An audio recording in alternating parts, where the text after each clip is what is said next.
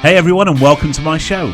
My name is Nick Elston. I'm a leading inspirational speaker, creator of unique mental health engagement strategies, a transformational speaking coach, and founder of Forging People, a community created to empower, inspire, and educate people who truly want to be heard in life and in business. On these shows, I bring you the storytellers, celebrities, speakers, influencers, entrepreneurs, those who have gone from adversity to excitement, who share their stories with vulnerability, transparency, inspiration, and most importantly, completely unfiltered. So without any further ado, sit back, relax, and enjoy today's episode of The Nick Elston Show.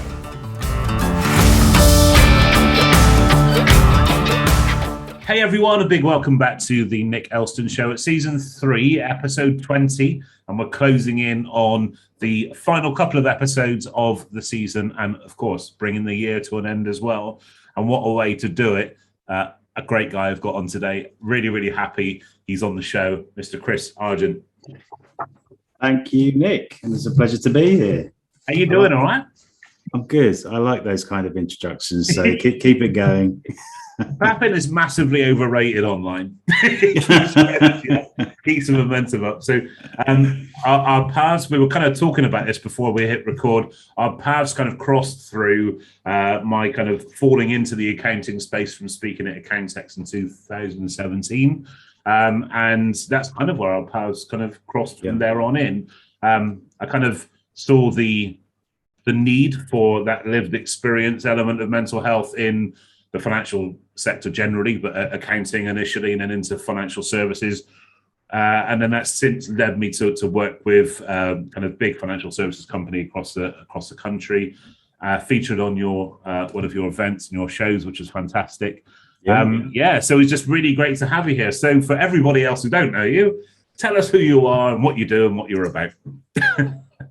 So I am Chris Argent, the founder of Generation CFO, which is a community of finance leaders, and we're very much focused on sort of industry and digital transformation and innovation and data skills and all that sort of good stuff. But I reached out to you, and I obviously we've spoken in the past and we've had you involved, because as much as I shout about the tech, change is always about the people, people first, adopting all this technology that's out there. And that can mean quite a big deal for a lot of people. So what we tried to do is, talk about mental health awareness as well as change management and identity and everything else that goes along with this technology. Very cool. For those watching on video, my background went a bit weird then. Look, I was actually broadcasting from a disco. I promise you I'm not broadcasting from a disco. My drinking days are long behind me, and I cannot dance with toffee when I'm sober. So, thank you for that intro. And I mean, that's just one of the things you do. You are also a speaker in your own right. You're an author. And I love that passion for mental health that you do have. Yeah. On our last episode, we had the Ellis sisters, Nikki and Jenny from Wellington Wealth up in Glasgow. And Jenny was talking about the implementation of technology and software into the financial sector, going back, 18 years ago now. Yeah. And we were talking about this kind of, actually, it was the human part we had to address. So it was the trust around the tech. Whereas we've been conditioned and brought up to think that paper and pen is safe. We know that, we can touch it, we can feel it. That's been a real challenge. There's the human element of technology and software. Proving what something does is one thing, but then getting the trust in that is something else, isn't it? Yeah, absolutely. There's so many cases where projects fail because they're kind of technology-led, technology-first projects. And they don't address the change. And, I was fortunate enough, our community's sort of global and pushing on 100,000 reach now. And I was fortunate enough to work in some really big sort of companies, Amazon, Vodafone, John Lewis, the people who were investing heavily in tech. But the ones who got it right were the ones who addressed the people side. And they didn't just do it from let's train people on this tool, go do it. they really took them on a journey. There's lots of cliches and buzzwords in this area, but the hearts and minds and, all that sort of good stuff. But it's so true. And I sort of summarize it really by saying, if you're running a sort of technology project, it's half technology, half people. So if I turn around to someone and say, so what are you doing to engage people? What are you doing to, help people use this technology? And they say, well, we've got a kickoff and we've got a bit of training. And that's sort of 4 days out of a 3-month project. It's not enough. It's as simple as that. And obviously I've lived it in some very sort of partner focused companies, like John Lewis, who have done it very differently to a lot of other companies because of their partner model and their partnership model that they have. And you can see, the benefits of that approach versus maybe the, JFDI, the boss has said, you've got something to do, get on with it. Yeah. Your community that you've grown, as you said, in that global reach, first of all, that's an amazing achievement. So absolutely well done. How did that start? Tell us about your backstory. The Chris Argent, the early years. How did you come to be in this position where you are now? Well, how far do you want me to go back? Because I can go back to the Goonies. Well, we got 50 minutes, so you can go back as far as you want, isn't it? Yeah. No. So I started out as an accountant, and I worked up to sort of financial controller, divisional CFO, and so I'm from the community, if you like, that I'm building. I think that's why we're popular, because it's sort of practitioner led. It's not just an events company. But then I got to a point in my career which actually was a very good thing on reflection, but a very bad thing at the time, which was I had a boss who was defrauding the company. And I was 3 months into my role as a financial controller, and I found the fraud. So I had to manage that. I had to do the forensics. I had to sort of deal with the aftermath, deal with the stress of doing 2 jobs, if not 3 jobs, because it was my job plus my boss's job plus all the forensics, and had a nightmare year, which we might want to come back to. But that led me to start thinking differently about the role of finance, and the people and the processes and the technology we were using were frankly just crap. This weren't good enough, and we were always down the list. It's business first, customer focused, all this sort of, focus. Well, absolutely, I agree with that. But now, end-to-end transformation has to go from front to back. It's not end-to-end otherwise, right? And if we're classed as this sort of back office support function, then we need to consider what's happening there. But this nightmare year, this fraud year, good 15, 20 years ago now, basically sort of planted the seed for me to go on and do Generation CFO. Because at that time, I thought, what, we can improve what we're doing. We could improve through better integration, better technology, automation, all this sort of stuff, which I didn't quite realize was about to explode in the world. But I just thought a slightly more tech savvy approach. And I'm not a techie. I say this all the time. I'm kind of like a non-technical geek. I'm a promoter of it. But I five. Same here. yeah, but that's fine, because I just partner with the people that I need. I buy the brains in. But I do need to know what's out there. And but at the same time, I was a bit of a reluctant accountant, in that I just thought, God, this job, it can be too manual, too compliance focused, all important, but there's got to be more to life. So I started a LinkedIn group. That's where it all began. I was fairly early adopter on LinkedIn, just looking for tech savvy, like-minded, people working in industry and finance and accounting. And that group grew super quickly to sort of 40,000, and it's up to 70,000 now. And all of a sudden, I realized that I wasn't alone in the world. And there were a lot of people who just thought, enough is enough. We need to move it on. And that's how Gen CFO was born. Amazing. And that nightmare year, to use your terminology, is that what's kind of instigated or ignited that passion you have for promoting positive mental health within your, not just your community, but the wider industry? Yeah, I had, so I think I always felt a little bit, I was always a people person and a relationship person. And then I was working in accounting and finance, which is probably why I was this a reluctant accountant, because I wanted to be talking to the business. I wanted to be commercial. I wanted to be partnering up. I thought being an FD, and my dad was an FD, my brother was an FD, financial director. I thought that was much more commercial, but here I was stuck in this really basic manual job. So I think I never really sort of fitted the mold of the traditional accountant, but I don't think that really exists anymore. But what I was trying to sort of do was to sort of see how to improve my role. So I was quite sort of, what's the word? I was into sort of self-awareness and self-discovery. So I went on a coaching course, for instance, and then I did my project management and my change management courses, all those sorts of things. And, all of the sort of amateur psychology side to me started to come out. And I was like, look, this is great stuff. We should be bringing this into business. But I think you're right. All of that was kind of like the bedrock. The real spark to everything else was when the fraud year hit.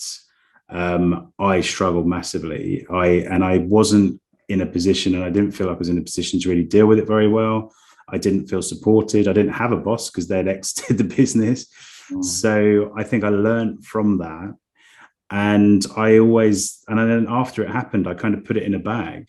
And it was like, well, let's not tell people about that. Let's not talk about that. It's a sort of, it's a flaw, it's a weakness. But actually, the elder I got, I thought, you know what, that sort of whatever it is, however you want to define that year, that was the start of everything great that followed. And I would not be doing Gen CFO today if that wasn't the case. I would not be as self-aware. I would not be managing my team in this way if that didn't happen. But at the time, I was, splitting up with my fiance. I was working stupid hours. I couldn't focus on anything other than getting in and out of the office and trying to sort of manage this situation. The world had shrunk. So, I felt very unable to deal with it. But I learned so much from that, looking back. Thanks so much for sharing that. And I think is that kind of lived experience, is telling your story, actually, I think for me, it's the perfect vehicle to drive more engagement around this stuff within the sector. I know when our joint friend Zoe from Accountex first booked me to speak at the event in 2017, it was the first time they'd done a lived experience angle to a mental health conversation. It wasn't solution focused in that sense. Yeah. And if we're being honest, we didn't know if it was going to land or not. And I'd not done anything in the accounting space or the financial services space at all up until that point. But literally, it was like standing room only, people sat on the floor, hanging through windows, trying to get into the side room that I was delivering from. Yeah. And there's a real desire to engage in this stuff, but I guess against a traditional backdrop of we don't talk about our stuff kind of thing, especially in a professional environment. Now, as you said, that culture is changing through actually working with you on one of your events, getting to know people like Johnny Jacobs and getting to know other people in your space and the work I've done since with clients, especially at kind of a C-suite level. I think it's changing through people telling their stories. And it sounds simple, but it works because it kind of gives people permission to think about their stuff. Have you found that? Absolutely, and it's an interesting one. I think it's not for anyone to really push this on to somebody else. It's such a personal thing. I don't think it's like we all should be talking about mental health and the problems that we have. It's like if you feel that you can carry that, then and that is how I kind of view it. I don't know whether you actually get over these things because I have changed because of it. But I think if you can, way of putting it, carrying it, it's an amazing way of putting that across. Yeah, sorry. Yeah, if you can carry it and do something good with it, or be stronger because you're carrying it, which is how I kind of view it now, then, and you're comfortable talking about it, do talk about it. Since we sort of acknowledged, so where some of this started was that, Generation CFO sort of surveys its community, and it asks questions about technology. Okay, Chris, enough about technology. But but then we started to see trends around the demand that had gone through the roof during the pandemic, for people's time in accounting and finance. The stress levels had gone through the roof as well. The remote working routines had affected people. Therefore we actually started to have a trending topic around mental health and mental fitness, as Johnny Jacob, who's the finance director of Starbucks EMEA, he likes to sort of position it positively. So it's mental fitness, and that we should be going after this. And that's what I mean. That kind of relates to the carrying methodology, right? It's either you're carrying a lot or a little, but you're carrying it. So what we did from there is we actually partnered up with Johnny and yourselves to sort of bring your messages to our summit. Yeah. We also talked to our community about, what they wanted from our research. So we set up a research group on our online forum called FireMind. And we partnered up with the Make a Difference conference, which is a fantastic conference around mental health in business, which is actually founded by a guy, and he shares his story openly, who's I think it's his daughter who committed suicide as a teenager. So he felt like that was his starting point to go. He was already an events organizer, but he went on this journey to raise awareness. And we then created this sort of MAD, MAD, Make a Difference, MAD CFOs group. And we did a focus group and research with them. But I still see, even though we're doing all this great stuff, it's a very individual journey. And some people would say, yes, I've done this, and this is what we should do based on my personal experience, based on my lived experience. But a lot of other people almost talk about it as it's for them. It's for the other people. We've set up this policy, this campaign, this support group for those people who need this stuff. And it's like, but actually, and what's implied within that when you talk to leaders like that is that, it's everyone doesn't have it, but we do all have levels of mental health and mental fitness. And I don't have a problem. It's for those people. We're supporting them with an HR package or whatever it is. So I think, it's very personal, and we've still got a very long way to go with it. Yeah, absolutely. Thank you for your insights. And actually, on that note, from given your expertise and your specialism and your community, how much of an important element is a return on investment on positive mental health? The $1 million question. So I think, so the way I'm the MD of a startup, right? So when you start up a company and it's a small company, you have to kind of make a decision around the culture.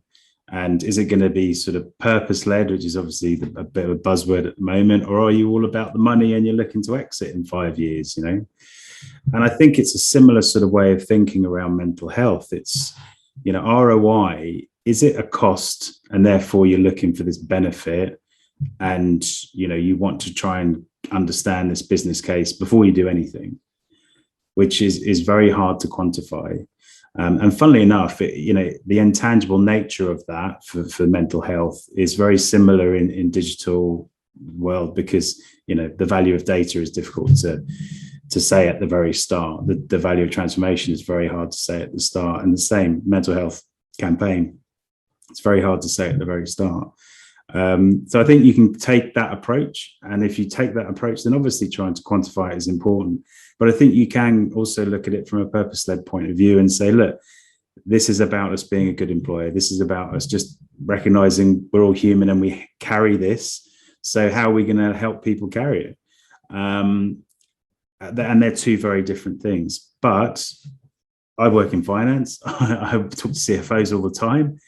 they are going to want to understand what the upside is. And I can only quote from other people. And I think the research is showing that there's actually almost a 9-fold increase in any investment that's made in this area, because it has such a direct impact on absenteeism and the other presenteeism, which is, being in the office and doing nothing. Yeah. Are you truly being heard in life, in education, in business? Your ability to deliver any message with clarity, power, and emotion will have an ultimately defining impact on your success, personally and professionally. Forging People, founded by Nick Elston, is an online community developed to empower, inspire, engage, and educate you to truly step up. Complete with online courses, early access to in-person coaching and events, free resources, and a community of like-minded people, Forging People will help you manage anxiety, boost confidence, and give you the tools to speak to any audience, whether it's one person or 1 million people. Speaking is more than just standing on stage. Speaking is business. Speaking is leadership. Speaking is influencing. Speaking is life. Contact Nick's team today on pa@nickelston.com or visit nickelston.com today to register your interest. This is the sign you've been looking for.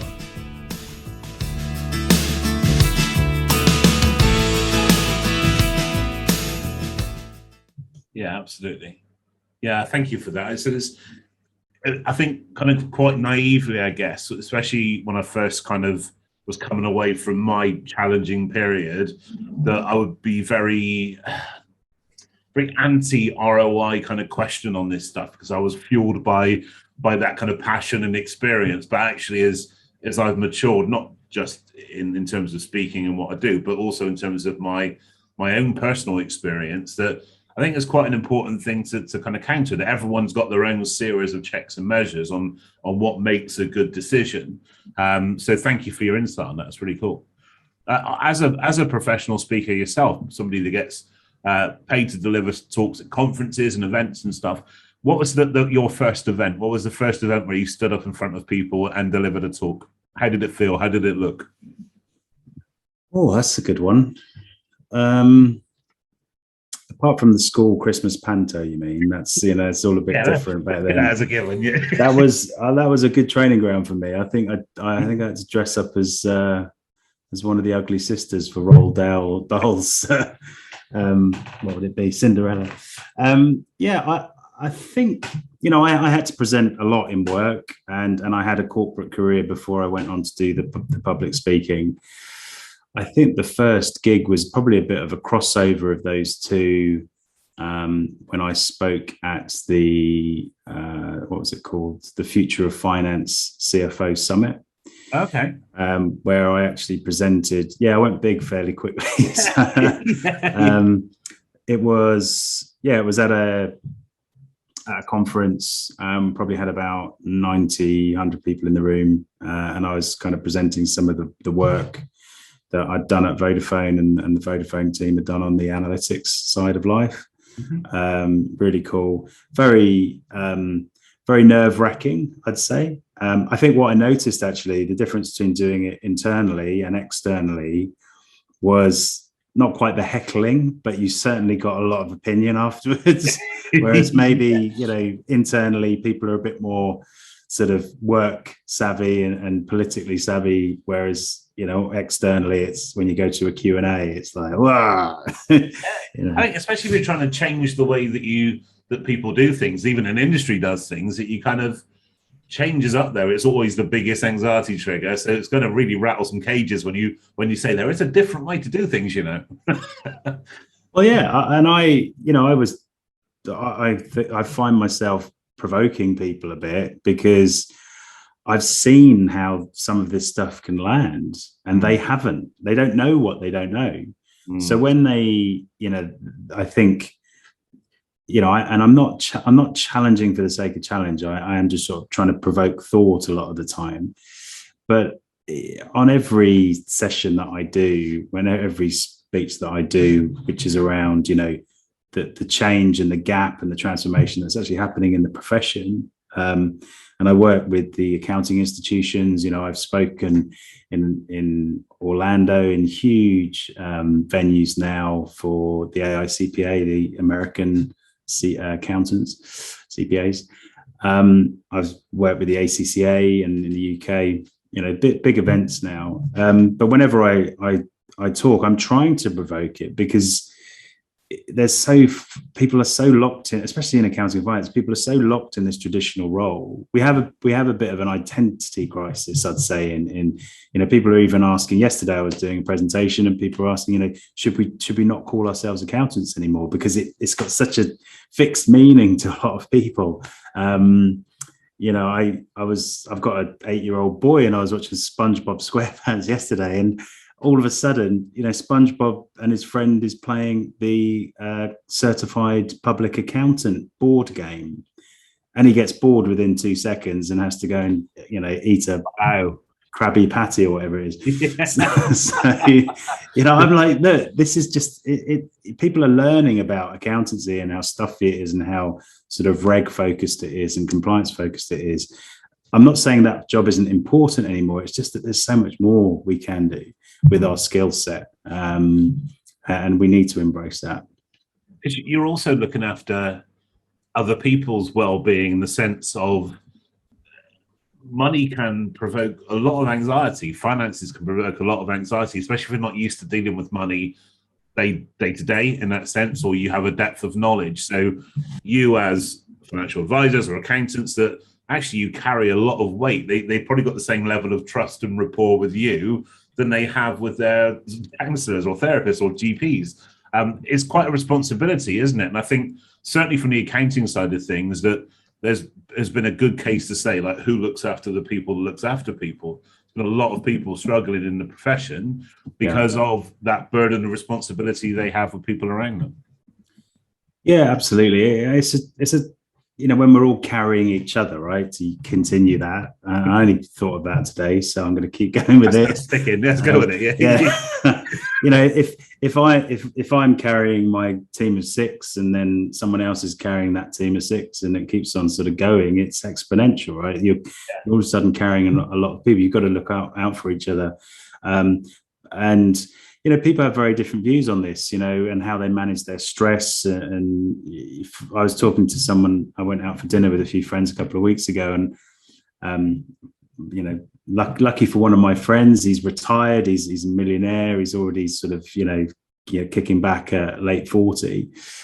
And I sort of said to him, it's all right for you. You have nothing to worry about right now. I'm stressed trying to grow a startup, for instance. And he said, but I don't believe that he said to me, I don't believe that everybody, needs to be stressed. And I was like, what do you mean? Is it an option? That's because I don't feel it's an option when you're in a stressed situation, like growing a startup. And he said, well, we all know meditation is good for us. Do you do it? And I said, no. He said, well, I do. And I was like, damn it. He said, we all know that exercise is good for us. Do you exercise regularly? No. Well, I do. And he sort of started to unpick it, and he's like, look, we all know what's good for us. And this is actually me all over. You know what's good for you, but are you actually going to go and do it? And I think if you do those basics, if you do the things that people are talking about, then you are going to benefit positively from it. So I think we all have to sort of try and encourage everyone to do that, to do the basics. But I was just talking a little bit about my own personal journey on this. Yeah. And so I never really knew what was good for me. And if I did, I tended to ignore it, because I was, I was rugby playing, social animal, and I would sort of certainly not be meditating or living the most healthiest of lifestyles. But I ended up sort of thinking, if I'm going to make a change, right, this is the start of Generation CFO, really, I'm talking about. If I'm going to make a change, what is it that I want to do? How do I fix this problem?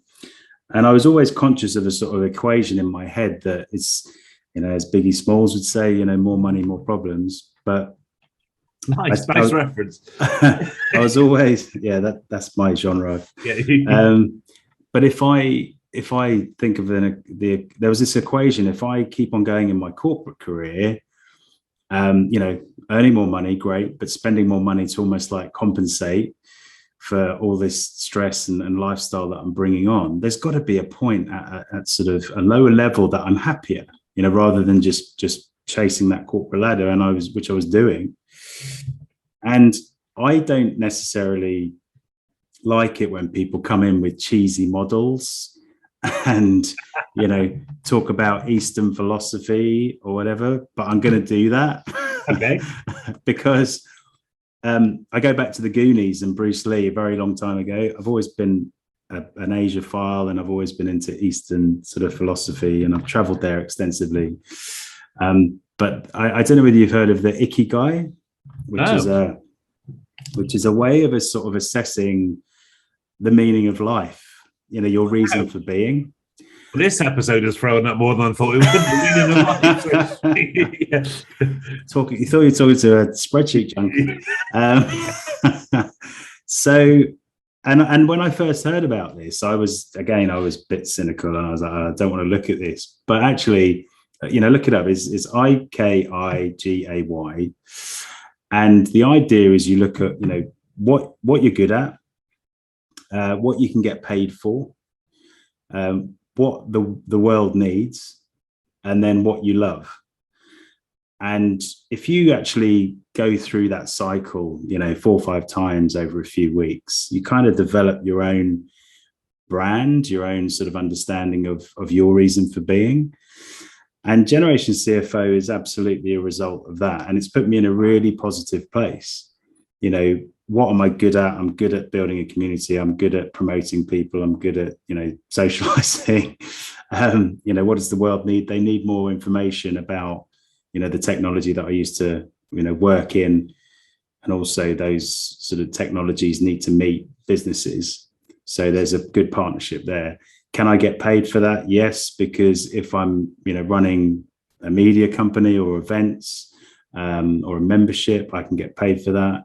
And do I love it? Well, I love it because it works, and I'm an expert in the digital side. I'm now running a startup, whereas I was stuck in a corporate world, and I work with people that I really love. We're a small team, and we're doing a really good job. So I'm as close to that, Ikigai as I can be. But it's put me in a really good position, mentally. It really comes across as well. Me, big fluffy guy. I get that vibe from you. Genuinely, it does come across. So, yeah, I'll certainly be looking that up. That's really cool. Thank you. And so you've also written as well. You're an author. How has that kind of formed itself? So it's the toughest thing I think you can do. Have you written a book? No, I haven't. No. So I think, when you write in the corporate world, you write in a particular way. When you then write in a sort of in a book style, and we write sort of a lot of editorial pieces now, you need to be thinking like a journalist and creating the story, and that's a learning. But then going to a book, you really have to structure everything so well that it's understandable and it's logical, and you can't just throw it all together. It's not just like a series of articles that loosely hang together.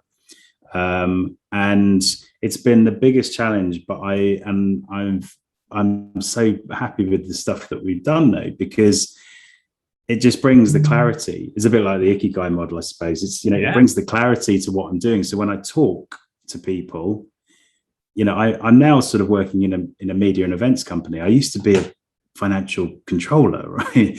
So it brings clarity to what I'm actually trying to do. It brings clarity to the messages that I want to bring people within the community, not on sort of these sorts of podcasts, but when I'm talking about, the change in the profession and digital transformation and things like that. So it brings clarity there. So I think it's a great exercise. But I have to tell you, I had support from a very good industry editor to do it. He's not quite ghostwriting it, but I just wouldn't have the time to do it without someone like that. Yeah, absolutely. And what about away from professional life? Chris Argent, the man behind the business, behind the startup. What do you like doing? How do you kick back? Family and stuff. Whereabouts are you from? Yeah, so I'm a Londoner, born and bred. I only moved out of London a few years ago when we had a young family and frankly could not afford a family house in London. So we moved out from central London to the Surrey Hills. So we're now in sort of Dorking, Surrey Hills, area of outstanding beauty. It means I can now get my dog and I'm happy with that. No, I'm a big fan of rugby. I'm a member of the MCC, so the Marylebone Cricket Club. So we had our summer party there, watching the top 100, which was a lot of fun. And yeah, I'm basically a slave to my two children, Elise, who's 8, and Dexter, who's 9.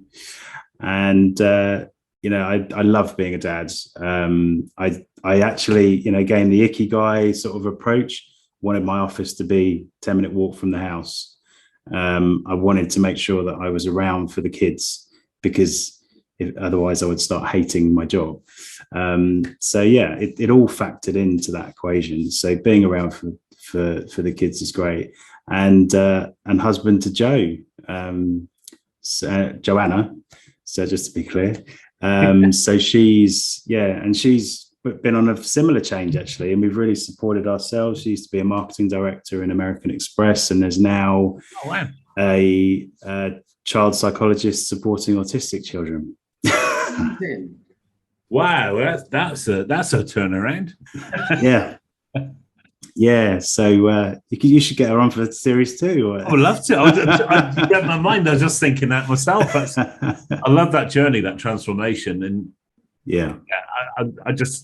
I find so much of what you say. It's kind of affirming kind of level in what you're sharing with me, because, like I said, that similar journey in terms of the business side of things, the commercial side of things, but also that ethos. And I'll certainly be checking out the Ikigai.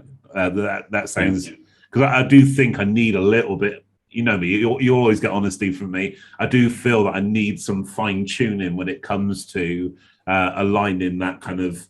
I basically set out as a man on a mission just to recover, and now I'm kind of thinking, what am I doing now? That's for 2022. you catch me at a really good point. It's worth highlighting that. So, it's been a journey, right? And I haven't always been like this about my business, about my life in general. This is a bit like, those makeover programs, and you sort of see them a year ago and then you see them now. This is the reveal at the end, right? It's been a long road to get here.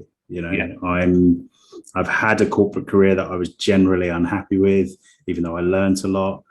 I've taken risks to make the change, but I did it, with Joe, and we were really supportive of each other. And we had some very lean years financially while we were making the change.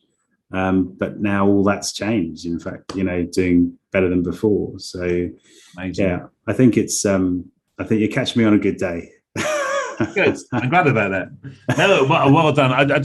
I think you're a fascinating guy to chat to anyway. Love the shirt as well. Let's get a recommendation on that. It's a really cool shirt. I like that. But in terms of so all the links going on this screen. Yeah. So all the links to Chris and Generation CFO are going to be in the bio. But as a quick kind of call to action, if anybody's interested in finding out more about Generation CFO, where do they go and how can they contact you? Yeah, so we've got, if you just type into Google Generation CFO or Chris Argent CFO, you'll find me. I'm always lurking on LinkedIn, I have to say. I tend to avoid most other social media channels. That's something that I have learned over the years. It's generally a negative thing for me, so I don't use it anymore. Yeah, exactly the same. But also generationcfo.com. You can go on there, learn about us, and if you are in accounting and finance, you can join our community via the website as well. Amazing, and I'm sure you'll be happy to answer any questions that people have. We have a large section of our audiences from those sectors that you cover, so please do reach out for Chris. He genuinely is, what you see here is what you get. He's a genuinely nice guy, always happy to help and have conversations. So the question I like to ask everybody that comes on the show is this. I am now the MC of the O2 Arena in London. 20,000 people have paid their hard-earned money to come and hear you speak about your thing. You're kicking back in the green room and your walk-on music kicks on. That song that motivates you, that lifts you, that gets you at peak state. What would your track be and why? What track would you walk on to? That is a good question. Oh, I wish you'd queued me up for that one. So, as I sort of alluded to earlier, and this isn't me trying to be cool, like I'm a big hip hop fan, and Biggie Smalls, More Money, More Problems, fantastic. Probably all started out with Public Enemy back in the sort of mid 80s. Showing my age there.